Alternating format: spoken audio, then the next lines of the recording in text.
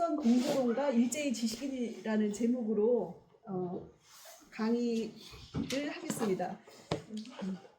허남민 선생님은 지금 브리티시 컬럼비아 대학교 아시아과 교수님으로 계시고요. 저희하고 매월 셋째 주 일요일 그리고 매월 넷째 주 일요일에 중국 철학사와 일본 연행사를 저희에게 가르쳐주고 계십니다. 그리고 내년 5월 13일에 중국 심양으로 그 답사를 떠나게 됩니다. 그래서 그것도 많은 관심 부탁드리고요. 허남 선생님하고 같이 하는 일정입니다. 그리고 크리스마스 날이랑 그 다음 날이랑 엄청 추웠는데 오늘 다행히 날씨가 따뜻해가지고 이렇게 모이는데 어려움 없이 오셔주셔서 감사하고, 그리고 멀리서 와주신 허남 선생님께 특히 감사드립니다. 네, 선생님께 강의 부탁드리겠습니다. 박수 많이 주세요.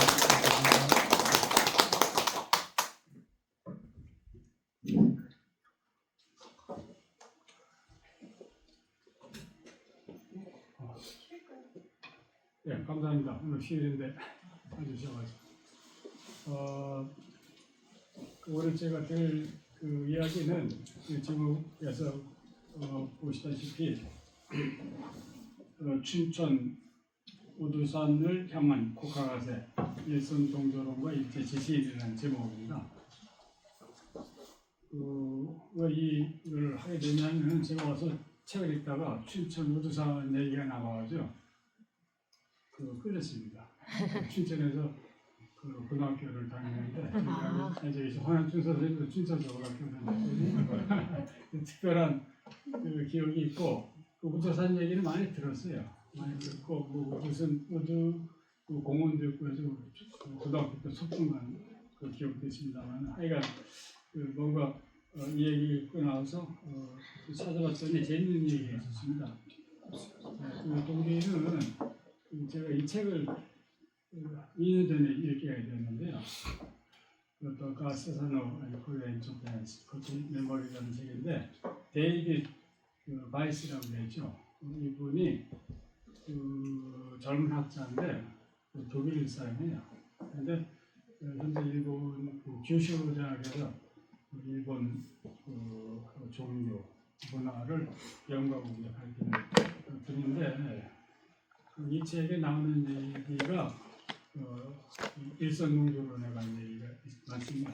거기에서 힘을 얻고 많이 또 배우고 그래서 약간 보태가지고 오늘 이야기를 해봤습니다. 자, 우선 오늘 얘기를 맥락을 짚으려면은 일본의 역사를 잠깐 좀 훑어봐야 됩니다. 일본의 역사가 이렇게 시작이 되는데 일본인은 어디에서부터 왔는가?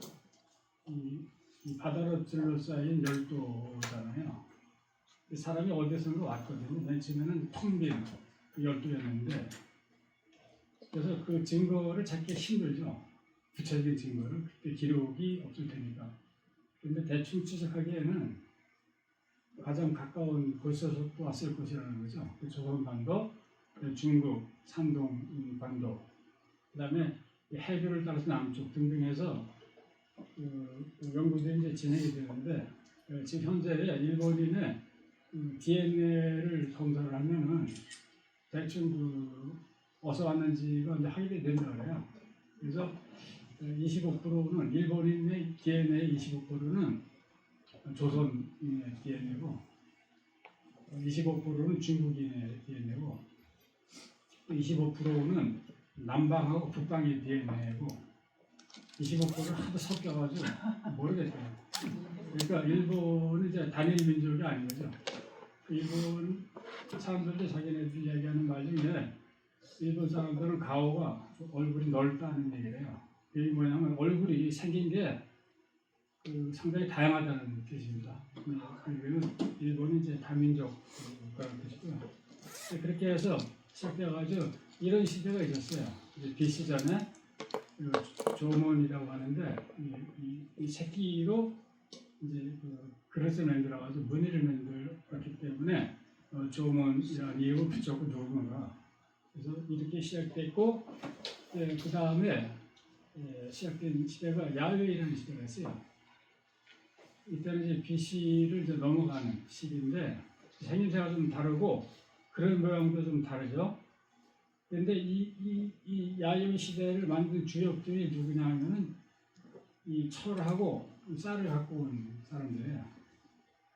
근데 이게 이제 굉장히 혁명적인 변화인데 이 쌀 농사를 짐으로 해서 수렵 그 사냥하고 먹고 살던 데서 정착해가지고 농업사회로 넘어가는 것이고 이 철이 오니까 철 갖고 농기구를 만들었을 뿐만 아니라 이제 무기를 만들었어요. 무기. 이때부터 이제 본격적으로 이제 서로 싸우는 시대가 이제 시작이 됩니다. 이 시대가 시작되다가 이렇게 이제 여러 가지 그 강국의 그 왕국들이 출현해 일본에 조그맣게 출현하는데 지금 일본 하나의 정부지만은 이때는 뭐 수백 개의 그 정치 단체가 이제 출현을 합니다. 그러면서 이제 싸우기 시작하면서 이제 통일이 되어가는 거죠. 그러다가 이 시대가 넘어가면은 고분 시대라고 하는데 이 고자는 오래됐다는 뜻이고 분은 묘지라는 뜻이잖아요. 오래된 묘지의 시대라고 하는데 그 사진에서 보이시는 것이 이제 묘고요. 근데 지금은 이제 나무가 잘 보이는 거죠. 파 보면은 형태가 이렇게 되어 있어요. 그럼 묘가 어디에서 이렇게 시원이 돼갖고 일본에서 그 퍼졌냐? 묘가 이렇게 되어 있거든요. 이 큰 사진에 있는 묘는 일본의 오사카의 근처에 사카이라는 시가 있어요. 사카이 그 간사이 공항에서 이제 가까운 곳에 거기 가면 아직도 그대로 남아 있는데 이게 인덕 천왕의 묘입니다. 그런데 묘 길이가 486m예요. 그 안에 있는 그 열쇠 같이 생긴 그것이 그다음에 물이 차 있고 그다음에 이게 방벽입니다. 물로 숲으로 이게 굉장히 큰 이제 고분죠. 원형이 보존되어 있는데 이때 당시에 이런 고분들이 많은데 이거는 거의 파지 않고 있습니다. 그대로 이제 보존을 하고 있어요. 그래서 이게 어디서 왔냐? 이것이 어디서 왔냐면은 그 한반도의 남쪽으로 가봅니다. 가야 쪽에서. 그래서 여기 보시면은 후원부라고 쓴 글이 있죠. 후원부 도표에 전방부 이렇게 돼 있잖아요. 그래서 한국에서는 이거를 전방후원분이라고 읽어요. 근데 영어에서는 이제 이게 그 열쇠처럼 생겨서 키홀 쉐이트 마우스라고 이제 얘기를 하는데 이것이 옆에 있는 그것이 한국서 발굴된 묘시입니다. 형태가 비슷하잖아요, 그죠? 그 키홀처럼 됐잖아요. 그래서 이 고분이 이 전라남도 고흥에 있는 발굴된 건데 형태가 비슷하죠. 그래서 이것이 조선에서 갔다, 조선반도에서 한반도에서 갔다. 그래서 야요리 시대, 이 철과 쌀을 갖고 와서 일본의 새로운 역사를 전개한 그런 사람들의 주역이 이제 한반도에서 건너온 사람들이라는 뜻이죠. 이제 이때부터 일본 역사가 이제 본격적으로 전개가 됩니다. 그래서 통일된 왕국이 이제 그 뒤에 생긴 것이 대화 왕국이 있고요. 이것을 이제 야마토라고 하는데 일본을 지칭할 때 야마토라는 말을 많이 쓰죠. 이 세자들 때 그 군함에 야마토 전함도 있잖아요. 이러면서 일본이 점점 그 덩치가 큰 통일체 국가가 되어갑니다. 그러면서 이 일본의 오사카 교토 지역의 중심체가 형성이 되면서 수도를 옮기기 시작해요. 여기저기로. 그러면서 이제 그 아스카 문나라가 있고요. 538년서부터 710년을 아스카 문나라고 하는데 이때는 어느 쪽에서 굉장히 큰 영향력을 줬냐면 백제가 영향력을 줬습니다. 백제가. 그 조선의 삼국이 서로 싸웠잖아요. 신라, 고구려, 백제가 싸웠잖아요. 그 신라가 통일했잖아요. 그 백제를 다스리던 그 왕조들이 있을 거 아니에요. 왕족. 고구려를 다스리던 왕족. 이 사람들은 위험한 거예요. 일본 평민들은 괜찮지만은 이 나라가 정복을 당하면은 그 지배층은 뭐 생사가 아주 그 그 경극에 살리는 시민이에요. 그래서 많은 사람들이 그 도망을 갔어요. 조선에서, 조선왕조에서 백제에서 많이 가서 자 가서 세운 절이 이 호류지입니다. 호류지. 이게 지대에 세운 절이 법룡사라고 있는데 이 나라현에 있습니다. 나라현에 있는데 이것이 일본에서 그 굉장히 자랑을 여기는 그런 절입니다. 호류지가. 자, 왜 이 자랑을 여기냐면은 이것 때문에 이거. 여기에 있는 요 상이 있잖아요. 불상. 그 불상 이름이 뭐냐면 구다라 간론이라고 일본에서 읽어요. 구다라 간론. 근데 구다라는 백제를 일본에서 구다라라고 읽습니다. 구다라. 간론은 관음이에요. 그래서 백제 관음. 이 백제 관음이 아까 했던 그 법령사에 있는 겁니다. 그리고 이 구다라 관론이 일본 아시카의 문화를 대표하는 아주 상징적인 물체인데, 그래서 이거는 이제 백제에서 간 사람들이 만들었다는 것이 이제 다 누구나 증명이 되는데, 그리고 일본에서는 일본의 문화를 이 구다라 관론으로 이렇게 표상하는 경우가 많고요. 그다음에 법령사가 일본의 그래서 굉장히 중요시 여기는 게 뭐냐면 법령사의 본당이 세계에서 그 목조라는 건물 중에서 최고로 오래된 건물이에요. 목조 건물로서는 세계에서 넘버원이에요. 넘버원. 그러니까 그 보존도 잘 해온 거죠, 그죠?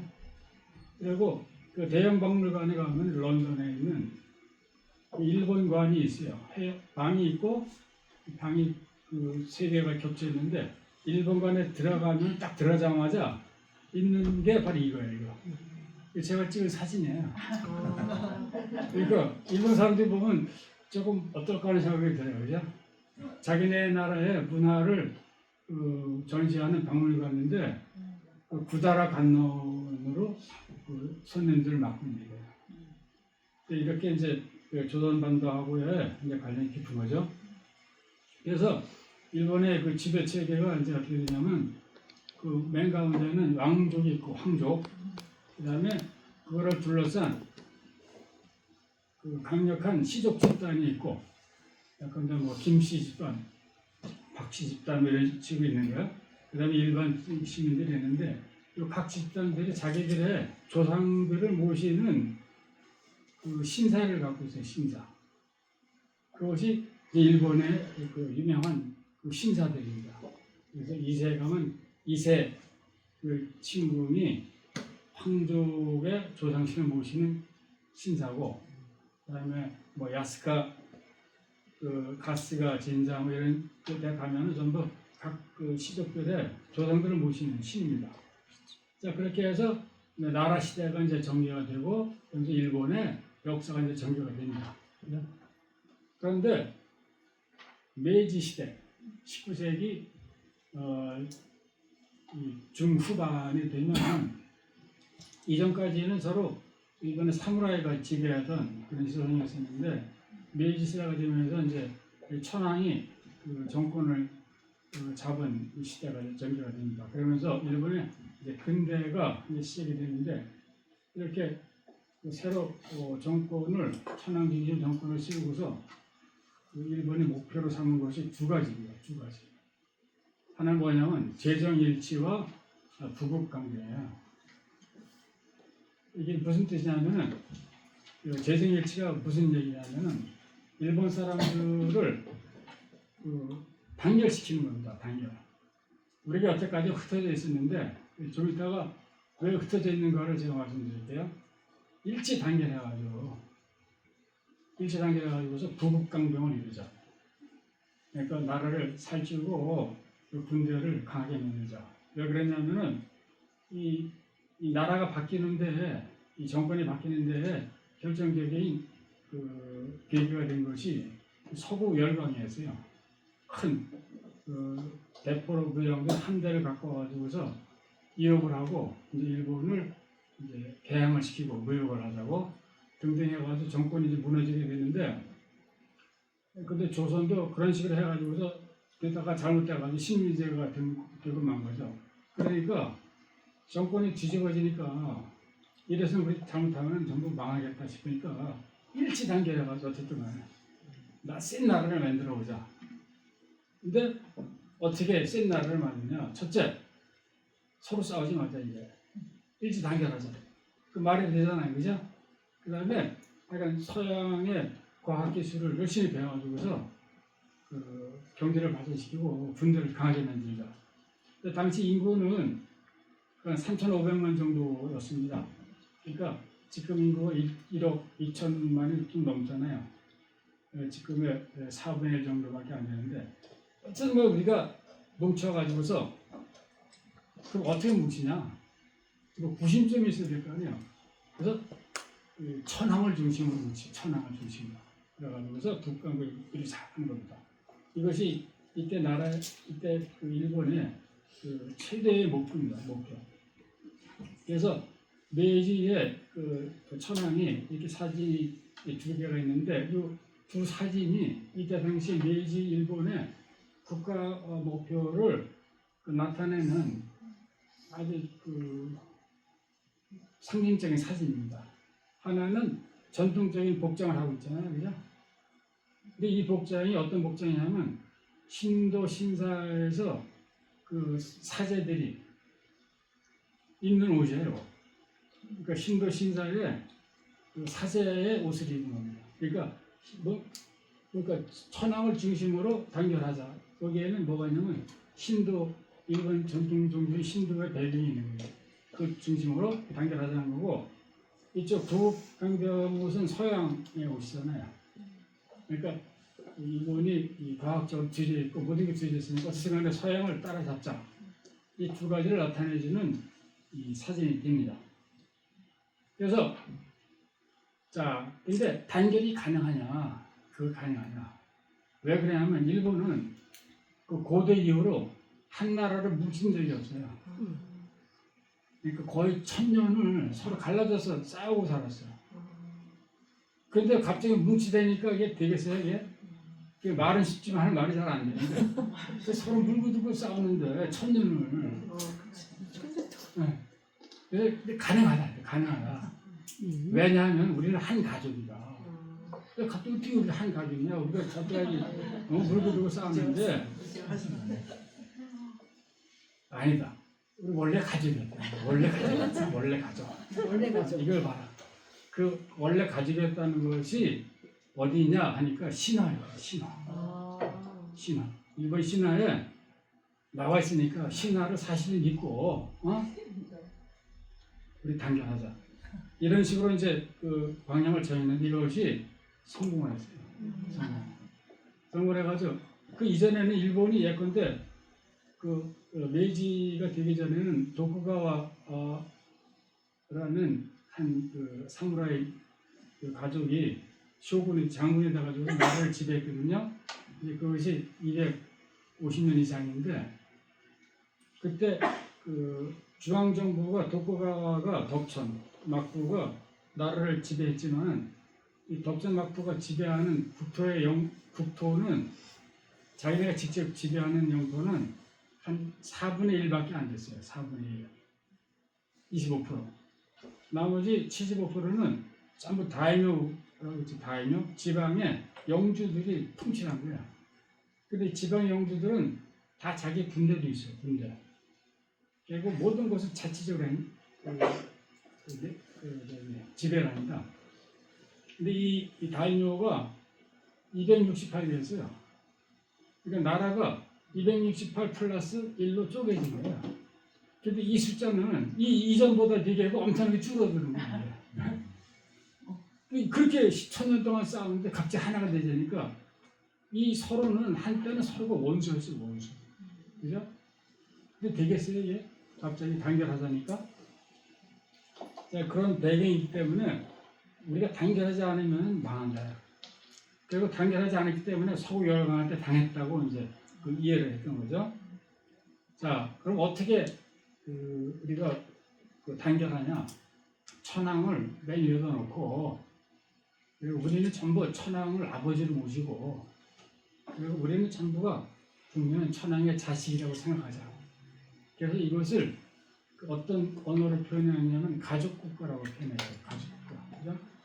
이렇게 표현했는데, 자, 그런 다음에 아니, 각종 수단을 동원해 가지고서 사람들이 이렇게 믿고 단결되게끔 이제 여러 가지 이제 운동을 하고 정책을 피웁니다.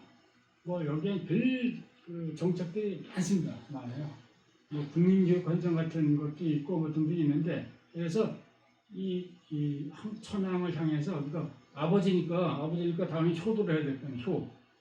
그다음에 그 효가 그 충하고 다를 바가 없다. 그러니까 효와 충을 통해서 이렇게 단결하자 이렇게 나옵니다. 그래서 신화가 역사적인 사실이 되게끔 만들었어요. 사람들이 그 신화가 역사적인 사실이라고 믿게 되고, 그다음 여기 끌려 들어갑니다. 그러고서 우리는 모두 천황의 자식이다라고 이제 믿기 시작한 거야. 실제로 믿는 거 실제로. 그리고 천황이 우리 아버지다. 근데 천황은 누구냐면 아마테라스라는 신이 있어요. 신. 그 신의 직계 자손이다. 그러니까 우리는 신의 한 가족이 되는 거예요. 가족. 그래서 우리 모두는 한 가족이고 우리 모두는 아마테라스의 자식이다. 근데 이 신은 안 보이잖아요. 신화에 나오는 신이니까 이 신이 지금 현재 나타난 것이 바로 천황이라는 거죠. 천황. 그래서 메이지 천황을 신처럼 모시고 충성을 바쳐 효도를 다하고서 그 복종을 하고 일치 단결을 하죠. 그래서 일본의 역사가 이렇다고 가르쳤어요. 근데 좀 전에 보셨듯이 일본은 그 조몬 시대, 야요이 시대 등등 해가지고 조선반도에서 건너고 해가지고 역사가 있잖아요. 그거는 묻혀놓고 이것이 진짜 일본의 역사라고 이제 그 세뇌를 시킨 거죠. 근데 사람들이 다 알아요. 뭐 옛날에 그랬다는 거는 어디선가 와서 이렇게 흘러갔다는 건. 그렇지만은 그거는 접어둔 거죠. 접어두고서 신화가 사실로서 이제 각인이 되면서 이제 있게 된 겁니다. 그래서 일본 가족, 그 다음에 각 가족의 아버지가 있잖아요. 가정에. 근데 그 아버지가 중요한데 그 아버지가 또 중요한 건 이 전체의 아버지인 거예요. 천황이. 일본 국민의 아버지 이런 식으로 이제 그 작업이 시작되게 됩니다. 그래서 이런 식으로 애들을 조그만 애들을 모일 때마다 모든 학교 행사할 때마다 그 이 앞에 이제 글 써놓은 게 있어요. 근데 그런 내용입니다. 신화의 내용이에요. 우리는 아마테라스의 자식이고 천황은 현재 아마테라스의 직계고 우리는 천황을 중심으로 단결하고 등등. 어릴 때부터 교육을 시킨 거죠. 이것이 그 지금은 아니지만 제가 한국 사회할 때는 국민교육 헌정이라고 있었어요. 맨날 그 읽고 어쩌고 하는 그런 식도 마찬가지의 그 과정을 이제 겪게 됩니다. 이때에 이제 활약한 사람들이 이런 지식인들. 누가 이런 그 스토리를 만들고 교육을 시키고 일선에서 뭐 설명을 했냐. 당대에 그 네노라 하는 지식인들이에요. 근데 이 사람은 이제 이누에 데치지로라는 사람인데 교육 치거를 이제 설명한 그런 이제 학자가 됩니다. 그래서 이 뒷전에 있던 신화가 이제 전면에 이제 등장을 하면서 신화가 이제 사실이 되고 역사적인 사실이 된 거죠. 그죠? 그러니까 신화에 맞추어서 역사를 다시 해석을 하는 그런 작업들을 이제 시작을 합니다. 그러면서 이렇게 해서 가족 국가가 이제 만들어져요. 그래서 사람들이 단결했습니다. 그리고 더욱 단결이 강조되면서 점점 아버지는 그냥 보통 아버지가 아니에요. 신이 돼요, 신이. 근데 나중에 신이 되면 그 신한테 아버지한테 대들 수도 있지만은 신이 된 아버지한테 대들면 그거는 뭐 끝장이야. 어? 그런 식으로 점점 강화가 되어갑니다. 그래서 이게 지금 되돌아보면은 점점 사람들이 미쳐가는 거죠.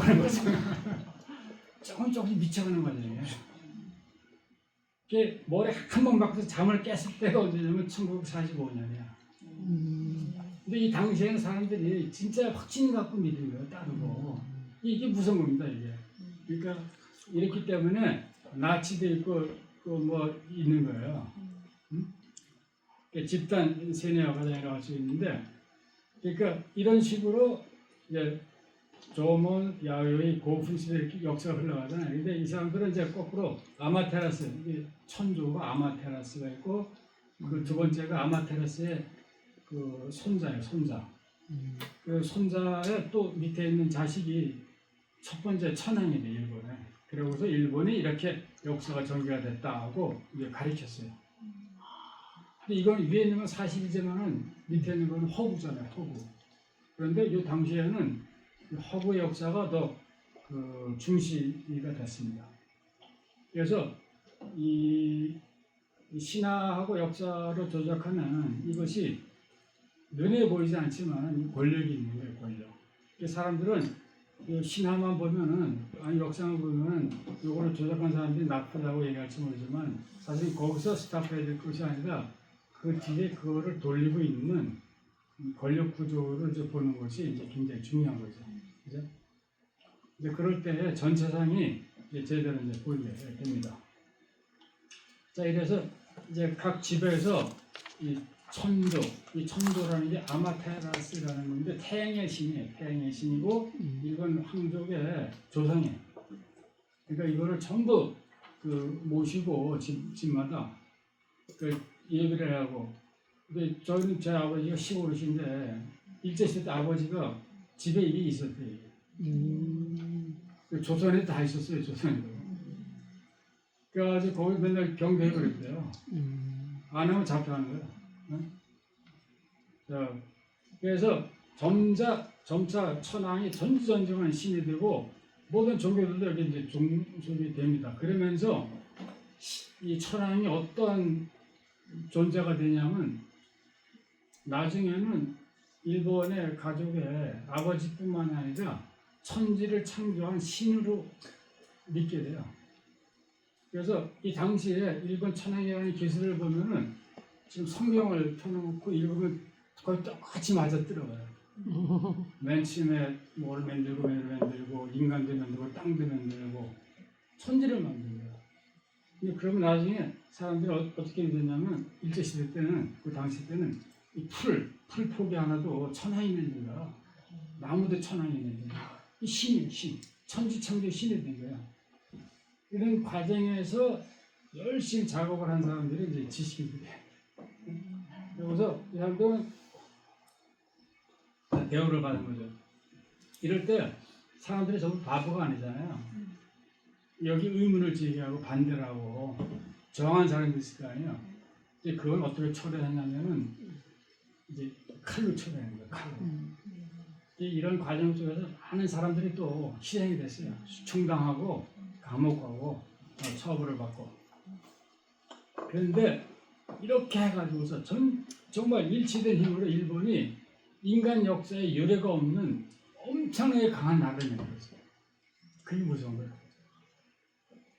역사 유례 없습니다. 없어요. 단기간에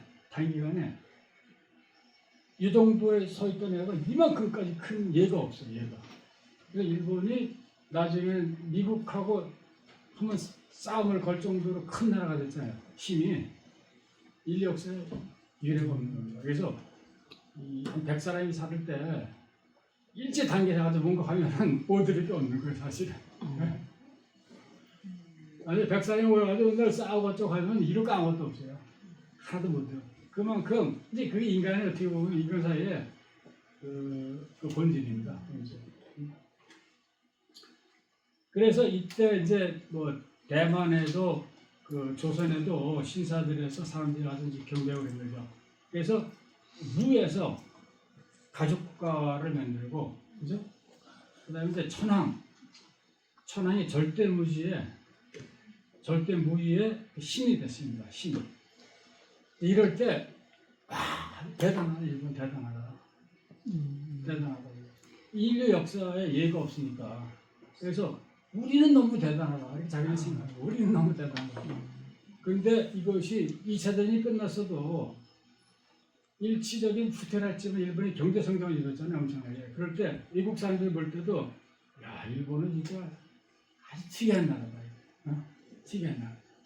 그래가지고 이 에즈러 보게라는 선생이 이 저페니스 넘버 원이라는 책을 써서 1980년에 일본이 경제의 피크에 있을 때 그 사회학자 선생인데 이런 식으로 전 세계에서 일본의 그 경이로움에 대해서 관심 갖고서 연구를 하게 되었습니다.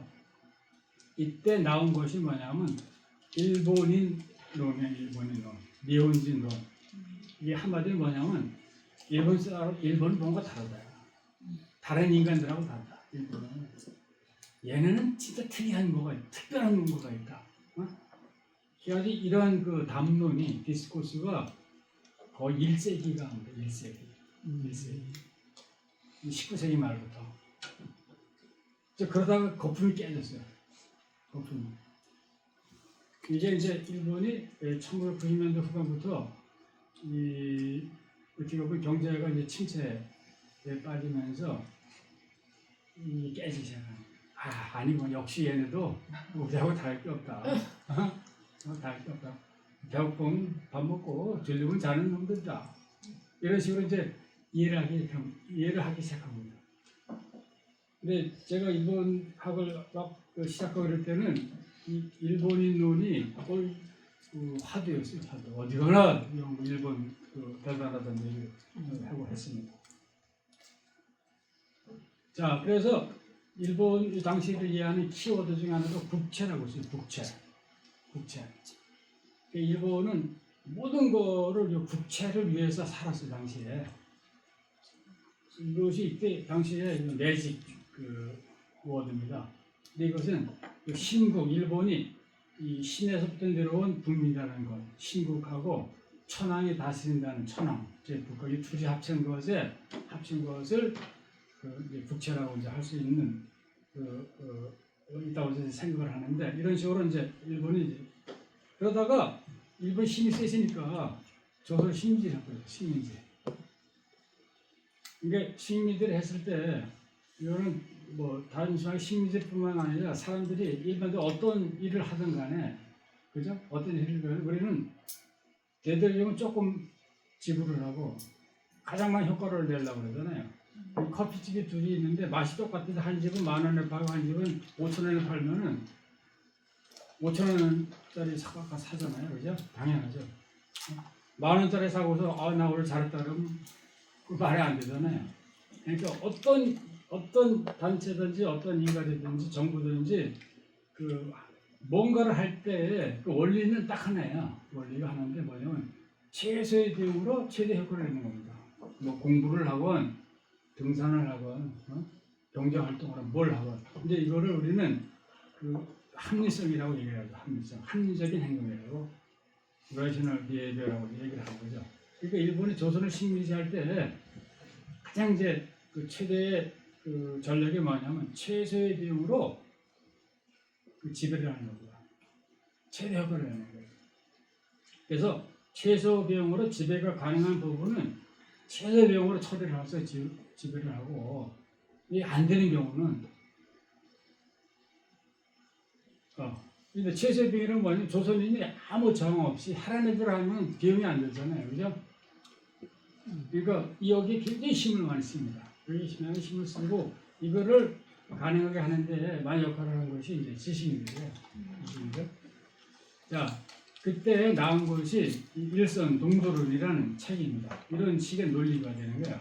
뭐냐면 자, 최소 비용으로 지배가 불가능한 부분은 비용이 좀 들지만 폭력으로 다스려. 그리고 이 부분은 최소화시키는 거예요. 최소화. 근데 폭력으로 다스리는 게 뭐예요? 말 안 들으면 잡아가 뭐 고문해 감옥에 집어넣어. 자, 그러다 보면 경찰도 있어야지, 재판소도 있어야지, 감옥도 있어야지 비용이 들잖아요. 이 비용이 보통 비용이 아니잖아요. 먹여줘야지 어쩌고 해야지. 막대한 비용이 발생하니까 어쨌든 간에 최소의 비용으로 지배가 가능할 수 있는 방법을 찾는 것이 식민지정부였습니다. 자, 그러는 가운데 최소 비용의 지배 장치로 그 가운데 하나로 등장한 것이 일선동부예요. 일선동부는 뭐냐면 우리는 같은 조선이다. 일본인하고 한국 사람은 같은 조선이다. 그런데 흩어지게 됐다. 옛날에 흩어지게 됐다. 이상 가지고 된 것이다. 그러다가 우리가 합쳐졌다. 근데 니네는 그걸 자꾸 식민지라고 부르는데 그렇게 부르지 말고 이산가족이 합쳐진 거라고 생각을 된다. 그죠? 그러면 서로 좋아할 거 아니야. 그러니까 그럼 저항을 안 할 거 아니야, 그죠? 뭘 해도 말 잘 듣고 할 거 아니야. 그럼 빌면 안 되죠. 돈이 안 되잖아요. 이게 얼마나 좋아 이게, 그죠? 그래서 기뻐하라. 우리 옛날에 하나 가지고 있었는데 뭔가 일이 잘못돼서 흐졌다 이거죠. 흐졌다고. 그 나온 것이 일선 동조론이에요. 네? 그런데 좀 조심할 게 있다. 이것뿐만 아니라 한 가족이 너는 작은 집이라고. 어? 우리 같은 가족이 아니야. 너는 작은 집이야. 작은 집. 우리가 큰 집이라는 거야. 큰 집. 그러니까 큰 집에 절대 대들면 안 된다고. 응? 큰 집을 잘 모셔야 된다고. 자, 그러면 식민지 지배를 하는데 조선 사람들이 우리 한 가족이라고 식민지 오는 게 아니라 기뻐한다고. 비용 안 들잖아요. 거기에 플러스 큰 집이 있으면 큰 집애한테도 뭔가를 좀 해야 된다고. 공헌을 해야 된다고. 일본에 도움이 될 거 아니에요. 그죠? 그러니까 일선동조론이 이 사람들한테 중요한 거야. 그래서 이를 통해서 이제 조선 그 식민지를 이제 지배하고 하는데 이제 많이 이제 사용을 했습니다. 근데 이거를 이제 구축한 것이 당시에 일본의 그 지식인들이에요. 지식인들. 그런데 우리가 어떻게 한 가족이냐? 어? 황당하잖아요, 그죠? 갑자기 식민지 해놓고 우리는 원래 한 가족이었다고. 그게 말이 돼요? 그러니까 당연히 근거가 뭐냐고. 어떻게 우리가 한 가족이냐고. 그럴 때에 그 대답이 뭐냐면 그 근거가 있다고. 내가 거짓말하는 것이 아니라 근거가 있다고. 그 근거가 일본 신화냐고. 신화. 어? 그리고 그 증명이 가능하다.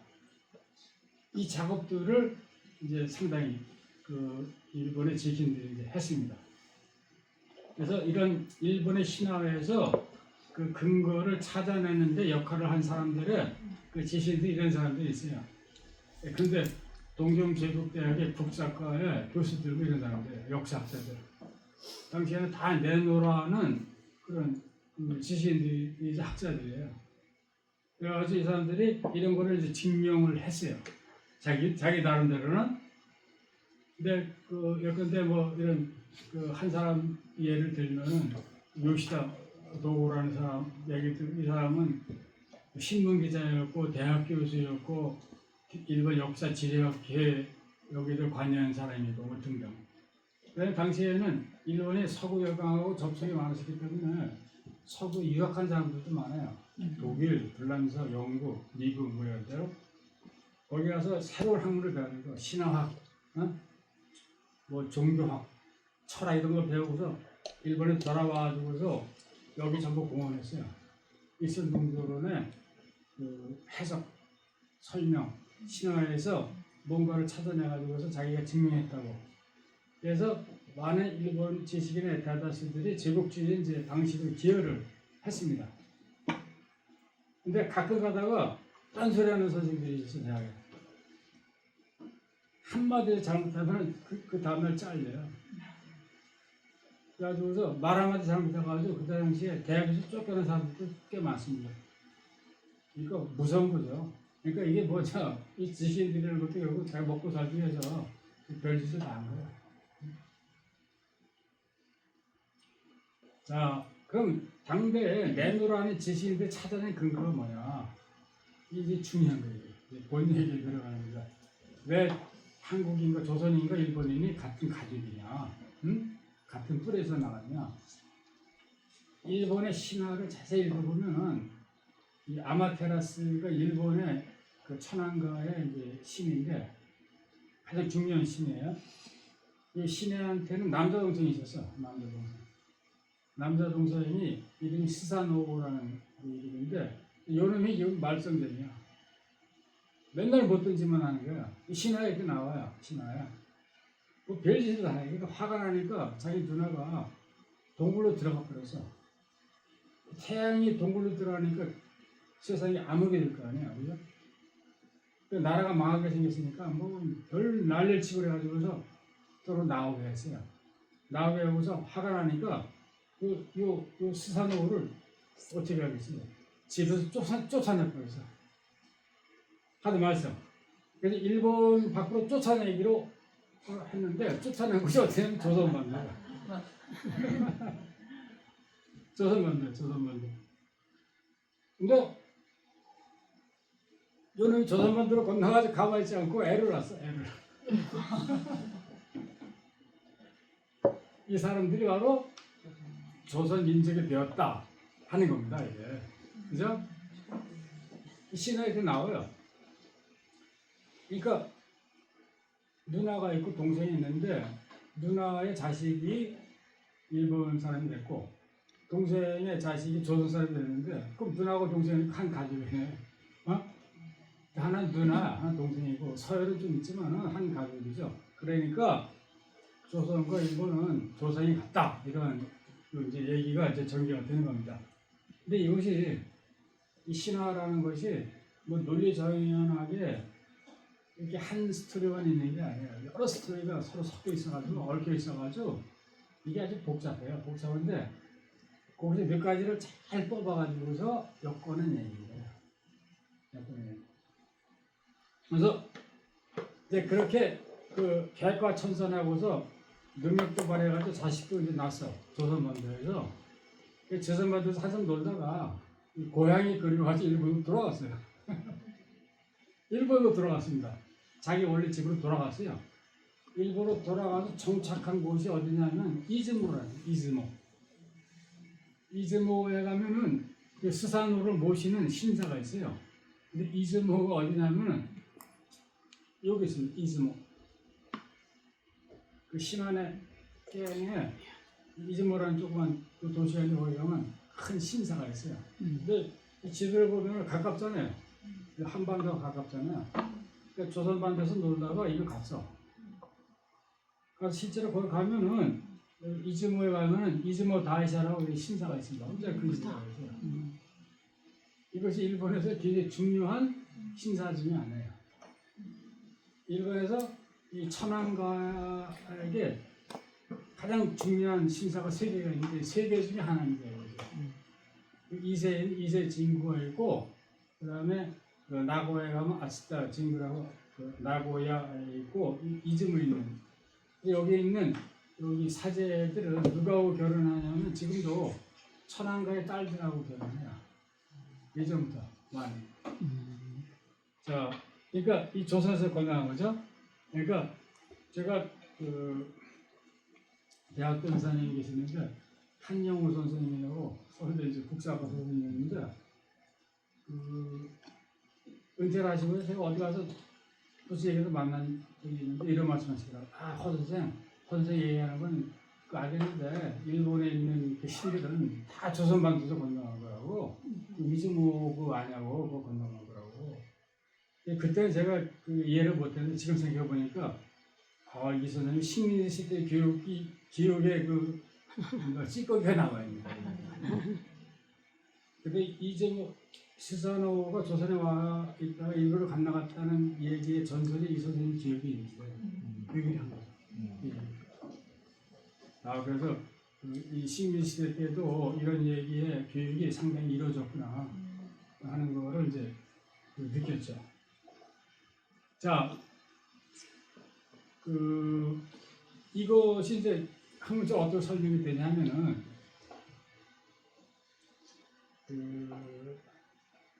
일본을 스사노가 더럽혔잖아요, 그죠? 더럽혔어. 자기 그 누나가 만든 나라에 그 못된 짓을 많이 해서 더럽혔어요. 그래가지고서 질서를 무너뜨리고 오염을 시키고 에너지를 막 창난시키고 이럴 경우에는 이걸 회복해야지만 정상으로 돌아오잖아요.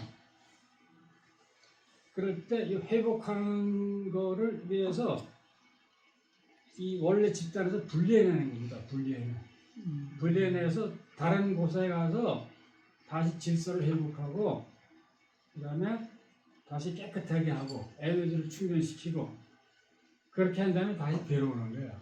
그래서 새로 시작을 하는 건데 일본 신화의 이런 얘기의 그 구조가 자기네가 뭐 일본 독자의 어떤 스토리가 아니라 인간한테 있는 어떤 공통적인 그 사고지형 문화 형태가 드러나는 겁니다. 일본식으로. 이거는 어느 문화권에나 다 있어요. 어느 문화권에. 예컨대 그 자식이 하나 있는데 자식이 말썽을 부리면은 도저히 이게 감당이 안 되니까 밖으로 보내서 어딘가에 군대를 보내든가 학교를 보내든가 거기 가서 자기의 질서를 회복하고 에너지를 충전시키고 다 성장을 하고 깨끗하게 한 다음에 다시 집으로 돌아오잖아요. 이런 구조예요. 그 다음에 성경에 오면 탕자가 있잖아요. 나갔다가 어떻게 돼가지고 여자 만나가 자식 애기 들고 자기 집으로 돌아가잖아요. 모든 게 이런 형태가 되어 있는 어떤 구조. 이런 구조들을 인류학자들이 이제 일찍 이제 관심을 두고서 엄청난 연구를 했어요. 엄청 했는데 이것은 일본에뿐만 있는 것이 아니라 인간의 또 생명 현상을 설명하는 원리로서 사용되는 이론입니다. 이론. 그러니까 그런 이론에 따라서 일본의 신화가 구조화가 되고 이제 만들어진 거죠. 이제 그런 거를 연구한 사람들이 예컨대 아놀드 반 게넬이라는 그 학자, 그 불란서 학자인데 이런 사람 유명한 책들이 있어요. 그래서 저는 이제 제가 20대 때 읽고 그랬는데 그때는 별로 이런 거 책들의 진가를 몰랐는데 지금 다시 읽으면 대단해. 그 통찰력이라는 게 인간의 그 생명. 그 마찬가지로 이것이 저희가 맨날 경험하는 거잖아요. 아침에 일어나서 하루 종일 일하고 피곤해지잖아요, 그죠? 뭐 옷도 더러워지고, 그 회복하는 그 공간과 시간이 있잖아요. 그게 잠이잖아요, 잠. 아무리 복잡해도 잘 자고 나면은 거기서 다 모든 것이 회복이 돼요. 피곤도 떨쳐지고 에너지도 충족이 되고 슬픔도 다 사라지고 아침에 다시 딱 일어나가지고 다시 새 날을 시작해서 살잖아요. 근데 삶의 어떤 그 생명의 원리가 이런 식으로 돌아가는 거죠. 문화도 마찬가지로 돌아가고 사회도 마찬가지로 돌아가는 거예요. 그래서 이런 것들에 대한 그 연구를 한 사람들이 빅터 턴나라는 유명한 그 사람이 있는데 리추얼 프로세스라는 왜 사람들이 종교 행위를 하냐, 왜 교회를 가냐, 뭐 등등 우리가 하는 일들이 많은데 이제 그런 것들에 관한 그 분석입니다. 그래서 일본 신화의 구조가 그 스사노가 그 말썽을 부리다가 쫓겨나서 조선에 가서 거기서 뭔가 개과천선을 해가 다시 돌아오는 구조가 이런 구조 속에 있는 거죠. 근데 여기서 가장 중요한 게 요거 빨간 거예요, 빨간 거. 이 빨간 거에 대한 연구가 이 모든 연구들은 이제 초점인 거예요. 이런 변경에서 무엇이 일어나는가, 저 세상에서 무엇이 일어나는가, 황혼에 뭐가 일어나는가, 대낮에 일어나는 거 별로 관심 안 돼요. 황혼에 일어나는 관심, 황혼. 인계점에서 일어나는 것이 무엇인가 등등에 관한 그 연구가 이제 그 분석에 이제 초점이 많이 됩니다. 자, 그래서 그러면 스사노가 조선반도로 쫓겨났다고 했는데 증거가 있냐? 그러니까 일본의 지신들이 그 증거를 이제 찾으려고 골몰을 했고 찾았다고 주장을 했어요. 조선에 쫓겨난 것을 찾았다고. 그 증거가 뭐냐면 스사노가 쫓겨났을 때 조선반도로 어디에 왔는지를 찾았다는 거예요. 어디에 왔는지. 맨 처음에 이 사람 스사노가 어디에 도착하는지 공항을 찾았다는 거예요. 공항을. 그 장소를 이제 찾아내려고 굉장히 애를 썼어요. 딱 발착한 지점을 찾으면은 증거가 되잖아요, 그죠? 근데 그 도착한 곳 중에 하나가 춘천의 우두선이에요. 우두선. 바로 여기에 스사노가 떨어졌다는 거죠. 일본에서. 시간이 되면서 춘천에 우두산 강림설이 이제 그 많은 사람들이 믿게 되었습니다. 그렇게 서로 강요가 되는데 우두산이 그럼 춘천에 그 우두산에 내려왔다는 그 이야기의 증거는 도대체 뭐냐? 그죠? 아니 스사노가 어떻게 그 춘천 우투산에 떨어지냐. 근데 그거를 보기 위해서는 요 한자를 좀 잘 보세요. 한자. 이 소 머리잖아요. 소 머리. 이를 이해하기 위해서는 교토로 가야 돼요. 교토. 교토에 가면은 그 교토 시내 한복판에 신사가 하나 있는데 그 야사카 진자라고 있어요. 야사카 진자. 가보신 분 있을 거예요 아마. 그 교토 시조에 야사카 진자가 있는데 근데 유명한 신사죠. 여기 일본에 그 맛제리가 많잖아요. 맛제리 축제가 많은데 일본 맛제리 중에 아마 가장 유명한 맛제리가 기온 맛제리라고 있어요. 이게 교토에서 하는 맛제리고 그 맛제리가 그 본거지가 그 야사카 진자예요. 야사카 진자. 야사카 진자인데 야사카 진자는 교토에 주민들의 수호신을 모시는 그 신사고 교토는 일본이 오랫동안에 그 수도였으니까 중요한 곳이죠. 중요한 수도에 중요한 진자니까 야사카 진자 이렇게 돼 있어요. 야사카 진자가 있는데 야사카 진자에 자기네 웹사이트를 열어보면은 여기서 모시는 신이 무엇인가에 대한 얘기가 나와. 신이 무엇인가.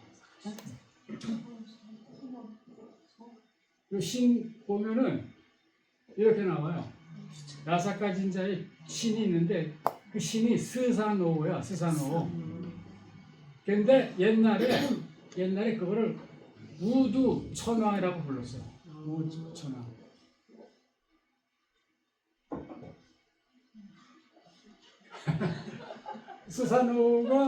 스사노가 저 신인데 이 스사노를 우두 천왕이라고 불렀어요.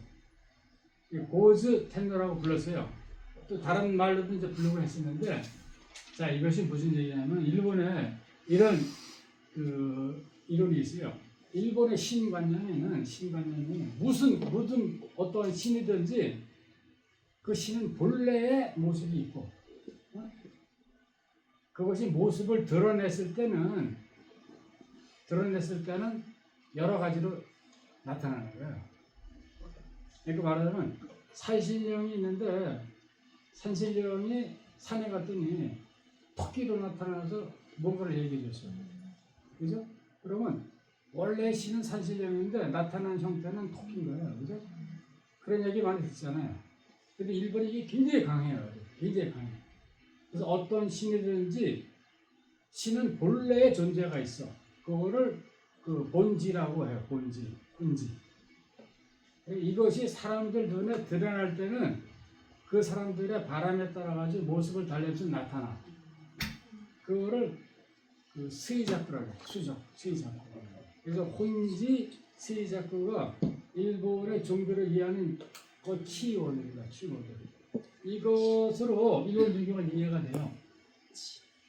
자, 그 얘기 뭐냐면 혼지가 가운데 있고 혼지가 그 다음에 이것이 겉으로 드러날 때는 스이자쿠인데, 자 많은 경우에 일본에서 혼지는 그 불교 관계의 신들이 불신 이것이 나타날 때는 감히 신도의 신들로 나타나요. 그래서 이것이 자 이게 무슨 얘기냐면은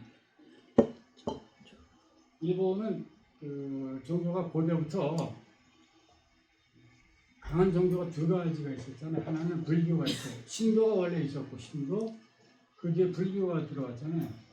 이 두 종교가 이제 세를 얻어가지고서 강력하게 됐는데 점점 불교가 더 위로 가요. 그렇지만 신도가 결국 죽진 않았어요.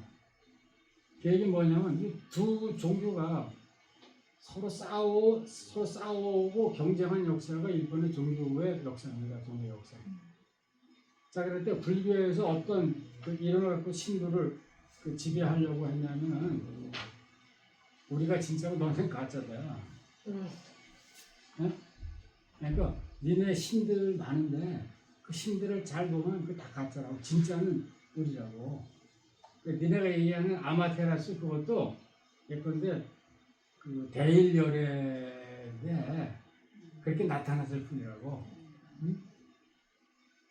니네가 뭐 저기 뭐 어떤 시내가 간다면 그 전부 불교로 상응해가지고 설명을 해요. 이게 뭐냐면 불교가 우리가 원래 너네보다 이거 우리가 원래의 신들의 그 세계라고 나타나는 거지. 근데 신도에서는 그거 가만히 계세요. 시간이 지나서 신도가 또 주장을 해요. 원래는 우리고 니네가 가짜라고. 어? 그래가지고서 근데 아마테라스가 원래인데 그것이 신으로 나타난 게 대일력일 뿐이라고. 니네 종교 집단에 가서는 그 둘이 엎작질투해 가지고 싸운 그 역사가 일본의 종교의 역사입니다. 그것이 이제 메이지까지 쭉 이어져 오는 거야. 그래서 그 이 야사카 진자의 이건 뭐냐면 스사노가 원래의 혼지인데 이것이 보즈 우두 천왕으로 나타났다는 거죠.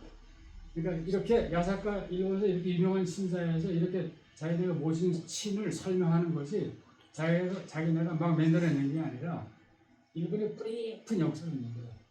뿌리깊은 역사가. 그리고 이렇게 믿고 이 신사는 아직까지 기능을 하고 있어요. 이게 지금 자기네가 설명하고 있는 자기네 신들의 세계입니다.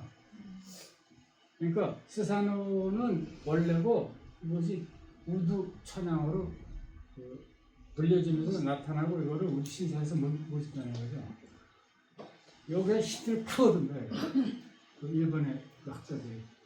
그래가지고서 야, 이 우두를 찾아라. 우두. 조사에서 우두를 찾아라. 그래가지고서 찾았어요. 이게 춘천에 우두산이에요. 걸려들었네요. 근데 마찬가지로 아까 얘기했던 이 아마테라스가 있고 천왕이 있잖아요. 아마테라스와 천왕은 이런 식으로 설명이 되는 거예요.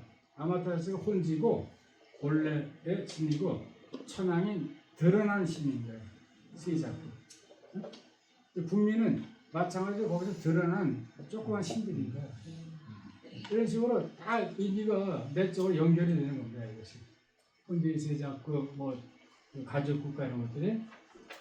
그래서 그 일본에는 혼지 세자쿠의 이해 틀로 불교 신의 관계가 이제 해석되어 왔어요. 그래서 둘은 겉은 다르지만 뿌리가 같다는 인식.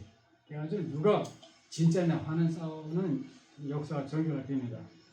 시대에 따라서는 불교 신들이 혼지가 되기도 하고 신도의 신들이 혼지가 되기도 하고 엎작질투락하면서 싸우는데 그 불교가 더 많은 경우에 이겼어요. 불교가. 이제 그러다가 메이지 때가 와서는 완전히 지혜로워진 거예요. 그래서 왜 일본에 이런 사고가 강한가? 이것도 생각할 필요가 있는데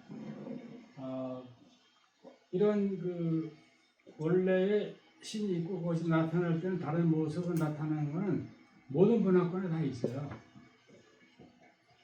그런데 뭐 하늘에 있는 신이 선녀의 모습으로 나타났다든가 뭐 등등 얘기가 많잖아요. 그리고 불교에도 이런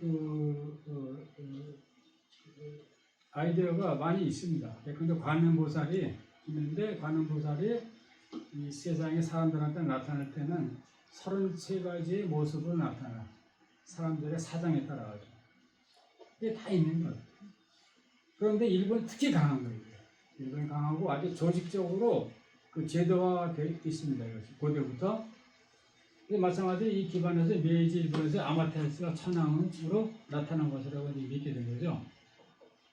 그래서 당시의 지식인들은 춘천에 우두산에 있다는 걸 알게 됐습니다. 야, 대단하다. 스사노가 강력한 곳이었다. 그런데 지금 저희가 들으면 호명령한 얘기잖아요. 그죠? 이게 먹힐 들어갔어요. 먹힐 들어갔어요. 당시에는. 자, 우두산, 이제 막 찾아보니까 우두산에 옛날 사진이 있더라고요. 이 높이가 얼마 되지가 않아요. 걸어 올라가면 10분도 안 걸려. 이 조그만 산이에요, 조그만 산. 요만하고, 그 다음에 지도에 보면 여기 그 춘천시가 있고 우두산 전투전적지라고 되어 있잖아요. 여기 지금 보면 전투전적지가 있대요. 저는 요새는 안 가봐가지고 이제 모르겠는데, 요만해요, 산이. 높이가 뭐 해발 뭐 120, 30, 아주 조그만 산이죠. 조그만 산도 아니에요, 산도 아니에요. 그런데 이것을 우주산이라고 불러요. 근데 거기서 중요했던 건 우주라는 말, 우주. 고즈라는 이름을 고즈라고 하는데, 그래가지고 여기 들어가다가도 야 이거 대단한 거다. 그래가지고 춘천에 신사를 지었다. 신사. 일제시대 때, 신시대 때. 그 신사에 고즈 텐노, 우두, 천왕, 즉 스사노를 모셨어요. 그래고는 여기 이제 학생들을 시민들을 데려다가 이제 참배를 시킨 거죠. 참배를. 이제 학생들이 물으면 너 누구한테 참배하냐고 그러면 이게 바로 너의 조상이라고. 원래 조상이라고. 그리고 여기에 대한 설명 중에는 그 단군도 스사노에서 생긴 신이라고 이제 설명하는 것들도 있어요. 조선의 모든 신들을. 그러니까 이 신사를 이 춘천 신사, 강원 신사라고 불렀어요. 강원 신사. 그래서 그 강원 신사가 옛날 사진에 이렇게 되어 있습니다. 강원 신사가. 그 신사 건물 형태에 맞게끔 잘 지었어요. 이런 식으로. 근데 지금 그건 다 이제 없어지고 그 자리에 지금 뭐가 있냐면은 요 세종호텔이죠. 세종호텔. 세종호텔.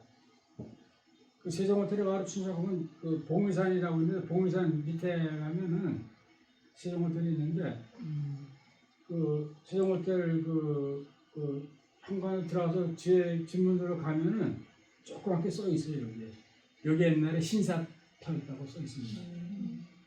건물은 없어지고. 그런데 재미난 게 역대 대통령들이 춘천에 강원도를 방문하면은 머무를 때 거의 다 이 세종호텔도 머물러요. 그래서 그 세종호텔 가보면 역대 대통령들이 와서 머물 때 찍었던 사진들이 쫙 있어. 거기 일했던 사람들하고 같이 찍어서. 그건 아이러니인 거죠. 자리가 좋은가. 아마 이게 몰랐을 수도 있어요. 거기에 강원 신사 자리가 있었다는 건 몰랐을 수도 있어요.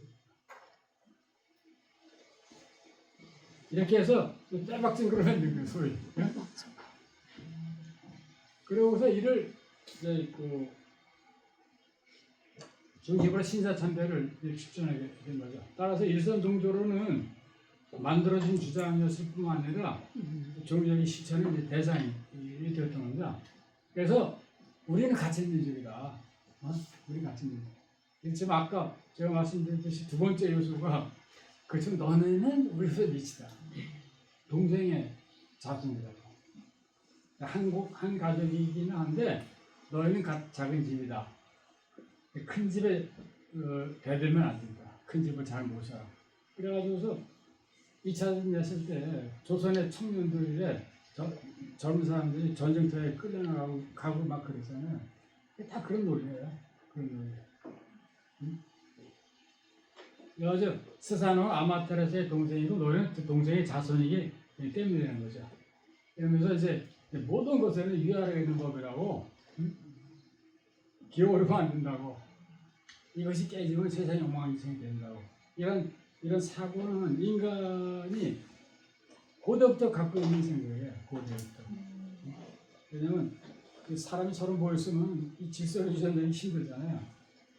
그거를 유지하는 가장 좋은 방법은 뭐냐면 스스로 알아가지고 질서를 지킵니다. 그럴 때 가장 강력한 무기함은 위아래 질서, 위아래 질서. 그래가지고 이런 아마테라스와 스사노가 표상하는 위계 질서의 사고 방식은 다른 나라보다 더 강하게 이런 이분법적인 사고 방식, 일본의 사고 방식을 이분법적으로 지배하고 있어요. 지배하고 있는데 이런 거야. 양지, 음지, 갑하고 은.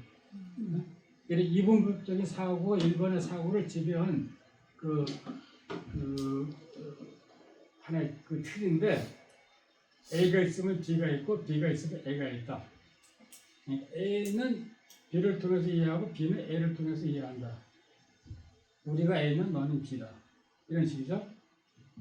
그래가지고서 이런 것에 대해서 일본인의 사고방식을 연구한 학자들이 많은데 그 중에 가장 유명한 사람 중에 하나가 야마구치 마사오라는 인류학자가 있습니다. 굉장히 유명한 인류학자예요. 문화인류학자 야마구치 마사오. 이 사람은 그 평생 그 연구한 키워드가 주변, 중심과 주변이에요. 중심과 주변.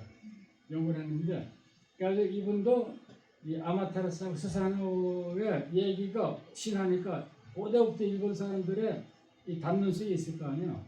알게 모르게 그것이 일본 사람들의 사고방식에 어떻게 영향을 줬는지도 추적을 했어요. 추적을 해가지고 연구를 했는데, 자, 이 사람이다. 야마구치 마사오. 그 저도 굉장히 좋아하는 사람이에요. 상당히 아주 샤프한 사람인데 일본 문화를 연구하는데 이세는 뜻이지만은 근데 이 제가 맨 처음 소개했던 데이빗도 많이 인용을 했더라고요. 야마구치 마사오 등에.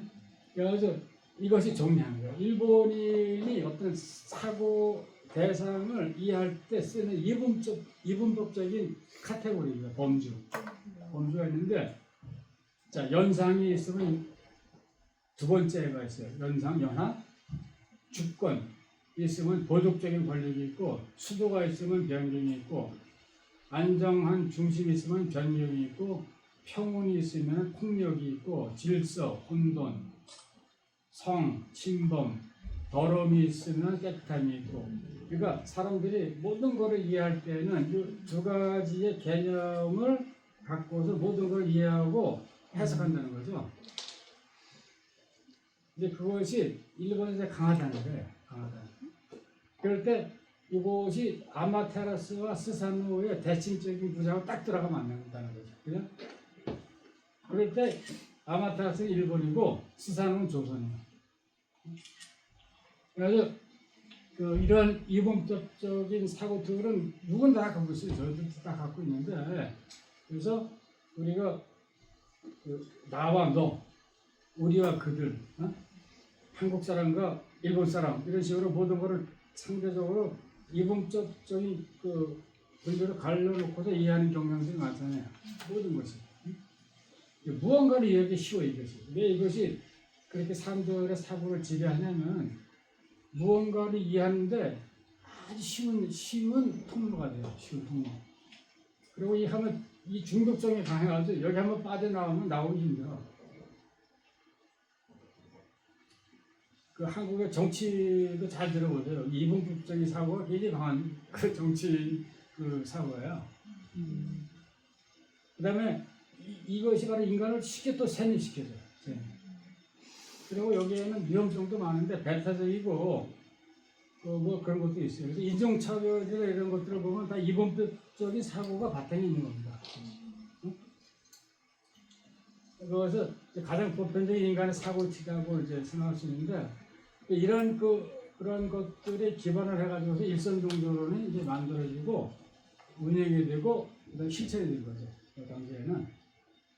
그래서 이거를 깨려고 이제 많은 사람들이 노력을 해야 하는데 그래서 지금 그 키워드가 뭐냐면 교육 현장에서는 이 다양성이에요. 다양성.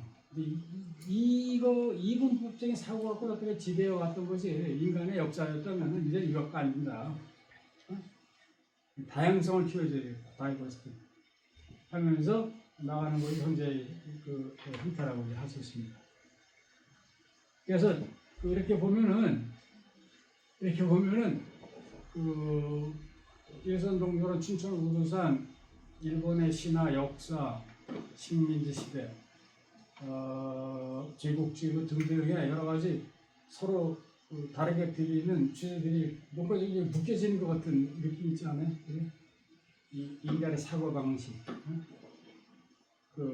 생명의 원리, 그다음에 소위 인간의 합리성, 최소의 경우로 최대 효과를 내려고 하는 그 욕망, 뭐 등등이 서로 엮여져가지고 식민지를 이제 일본이 이제 경영을 했고, 이제 그 중에서 많은 사람들이 고통을 받은 거죠. 그러다가 이제 그 껍질이 깨졌다고 할 수 있습니다. 그래가지고 결론은 없고요. 유학으로 대신하고 지령법을 통해서 결론을 좀 만들어가는 형님 취했으면 합니다.